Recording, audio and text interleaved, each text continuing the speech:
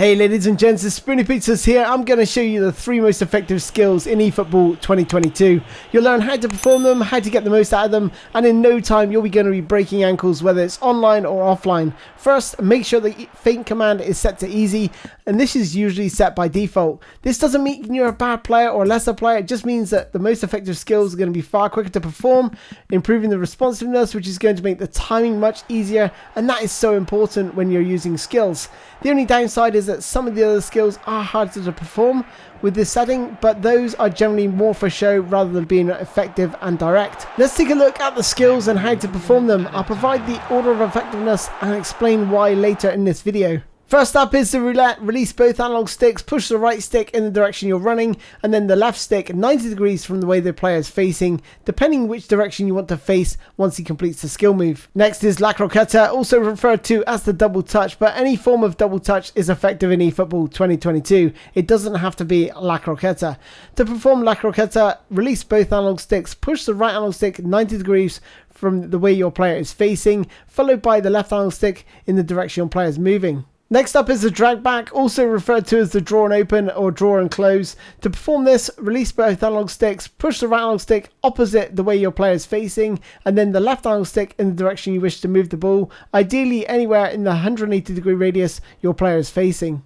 So now you know how to perform the 3 most effective skills. I'm going to show you how to get the most out of them, starting with the least effective of the 3. So in the 3rd place is La Croqueta, or the double touch. It's still super effective, but with the wide radius of the matchup, which I've discussed in my defending tutorial, and how the ball isn't pushed that far to either side of your player when performing the skill, usually means you have to aim your player wide of the oncoming defender to ensure you go around any outstretched limbs. In PES 21, I could easily go around the defender in a forward direction, but once again, I use the left stick to change direction before I pull off the double touch, because look at the defender's outstretched leg. The defending radius is far greater. The double touch in the penalty box is a great way to tiptoe around defenders in close proximity, especially online, as you can easily be brought down for a penalty or trick a defender into thinking you're moving away from goal before you spin in behind to score. It's a great way to manipulate defenders' momentum and throw off their timing, which allows you to squeeze through small gaps, or as defenders chase back in panic, you can use the double touch to cut inside, giving your player even more time to score. In 2nd place is the drag back, or draw and open and draw and close. Great for on-rushing defenders and those who are desperate to get the ball back quickly, which can make them look a little bit silly. With all the skills, you want to set traps, have a plan in mind of how you want to manipulate the defenders in order to pull off the skill that's going to beat them. Watch as I face along the penalty box, see the 2 defenders approach from behind and the front, which allows me to go right through the middle. Then an oncoming defender is easy to move around too, but timing with this skill is crucial for its success. It's useful for improving the angle you're shooting on goal, as well as cutting inside defenders who are chasing back. You can tie this in with a double touch, which can really throw off defenders, as you can see here, which creates the gap, allowing me to curl a finesse shot into the corner. Some players like Nakata have ridiculously quick feet, and it looks so good when you dance around defenders. So in 1st place, and my recommended most effective skill in eFootball 2022, is the Roulette. The way the defending is this year, which makes it hard for your player to stop or turn quickly when defending, really elevates the success rate of this skill.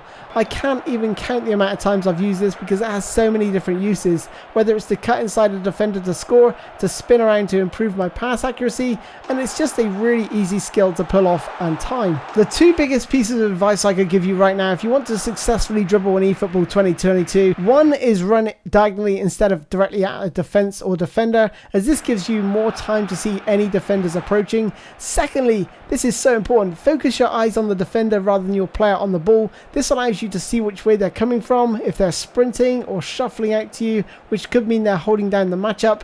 Any little signs that give away what they're actually doing with their gamepad. The roulette works just as well offline as it does online. As soon as I saw my opponent was very sprint heavy and realized one roulette worked rather well, I tried it again, which created the opportunity which led to the goal. The roulette is best performed when a defender is running alongside your player with the ball, preferably with a little gap in between. And as I mentioned earlier, it's great for improving pass success rate.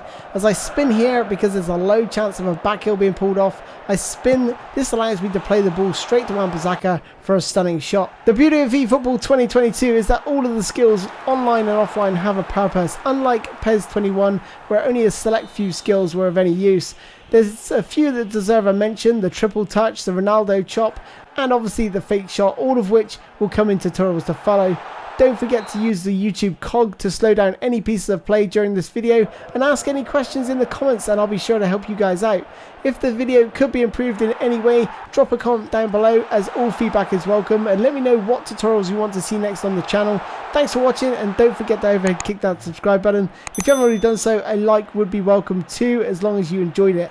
Thanks for watching and goodbye.